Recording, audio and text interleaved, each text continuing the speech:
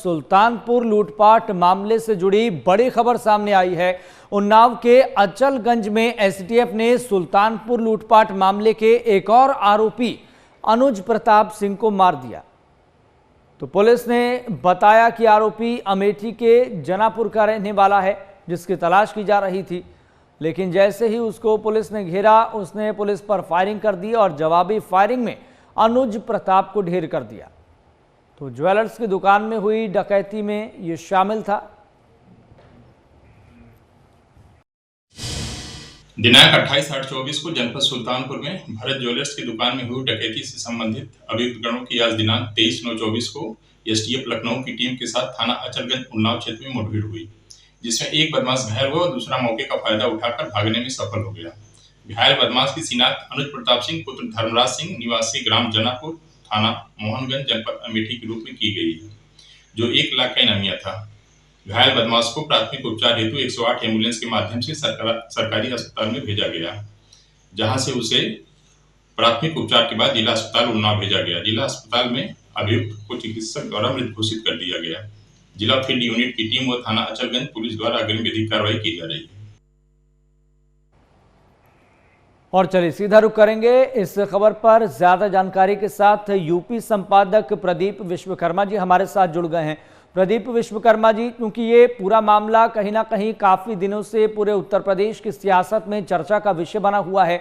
हमें याद है मंगेश यादव के इस पूरे सिनेरियो को लेकर फर्जी एनकाउंटर तक के आरोप लगे हैं, लेकिन इन्वेस्टिगेशन टीम अनुज प्रताप तक कैसे पहुंची और फिलहाल इसकी पृष्ठभूमि क्या बताई जा रही है?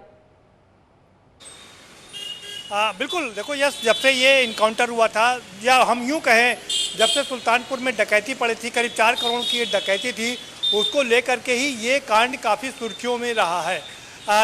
पहले तो डकैती पड़ी, सरेआम डकैती पड़ी, और उसके बाद में इसमें जिस प्रकार से इनकाउंटर हुआ, मंगेश यादव का इनकाउंटर हुआ, उसको लेकर के काफ़ी सवालात खड़े हुए और यहाँ तक आरोप लगे, तो विपक्ष ने आरोप लगाया कि जो एसटीएफ है वो ठाकुरवाद से प्रेरित है, उसमें जितने भी अपॉइंटेड लोग हैं वो ज़्यादातर सिंह या ठाकुर हैं।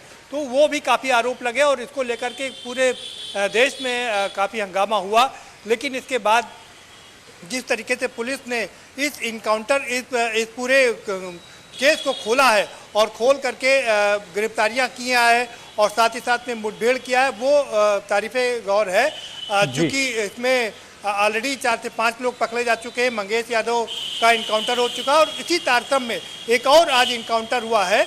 और ये आज चूँकि सिंह है तो अब शायद उनके मुंह पर ताला लग जाए कि अभी तक वो कह रहे थे कि सारे दलित पिछड़े और ओबीसी या अल्पसंख्यक ही इनकाउंटर्स में मारे जा रहे हैं। अब ये पहली बार एक ठाकुर की भी मौत हुई है। 267 अभी तक इनकाउंटर हुए हैं जिसमें मुठभेड़ में मौत हुई है, उसमें से 20 ब्राह्मण और 18 ठाकुर थे और बाकी के सारे दलित पिछड़े और अल्पसंख्यक थे। इस पर सवाल खड़े हो रहे थे, लेकिन आज जिस प्रकार से एक ठाकुर का इनकाउंटर हुआ है तो ये शायद जवाब है कि एसटीएफ या यूपी की पुलिस जब इनकाउंटर करती है तो वो जात पात नहीं देखती है, वो उसमें अपराधी ढूंढती है और जो भी अपराध होता है उसको उसके अपराध की माकूल सजा दी जाती है। यस जी प्रदीप जी, लेकिन विपक्ष इस एनकाउंटर में अपनी सियासत क्यों ढूंढ रहा है? ऐसी क्या मजबूरी आ गई विपक्ष पर? देखिए, चूंकि जिस तरीके से मंगेश यादव के मतलब एसटीएफ पर आरोप लगे कि मंगेश यादव को घर से उठाया गया, 2 दिन पहले उठाया गया और उसके बाद में हर दिन 50,000 का इनाम बढ़ाया गया, तो और डकैती के बाद में 8 दिन वो मंगेश वहीं पर क्या कर रहा था, क्यों नहीं वो वहाँ से भागा, क्यों वो अपनी झोपड़ी में रह रहा था। और जिस प्रकार से ब्रांडेड कपड़े दिखाए गए, ब्रांडेड पिस्टल दिखाई गई, उसकी झोपड़ी में ऐसा कहीं कुछ नहीं था। और उसकी बहन ने जो बयान दिया कि उसका भाई उसके साथ में था, उसकी फीस जमा करने गया था, इसको लेकर के काफ़ी हंगामा हुआ था। और यही कारण है कि ये कांड जो है, चाहे वो डकैती कांड हो या उसके बाद का इनकाउंटर कांड हो, ये बहुत ज़्यादा सुर्खियों में रहा है और अभी तक लगातार ये इनकाउंटर सुर्खियां बटोर रहा है। प्रदीप जी, क्योंकि मुख्य आरोपी को भी अब ढेर कर दिया गया है एसटीएफ की तरफ से, लेकिन क्या इस मामले में अभी और आरोपी भी हैं? बिल्कुल, अभी कुछ और आरोपी हैं जो कहा जा रहा है कि जो बाहर से शेल्टर दे रहे थे, जो बाहर से प्रोटेक्ट कर रहे थे इन लोगों को, उन तक अभी शायद एसटीएफ या पुलिस नहीं पहुंच पाई है। हालांकि ज़्यादातर जो मुख्य आरोपी हैं उनको पकड़ लिया गया है।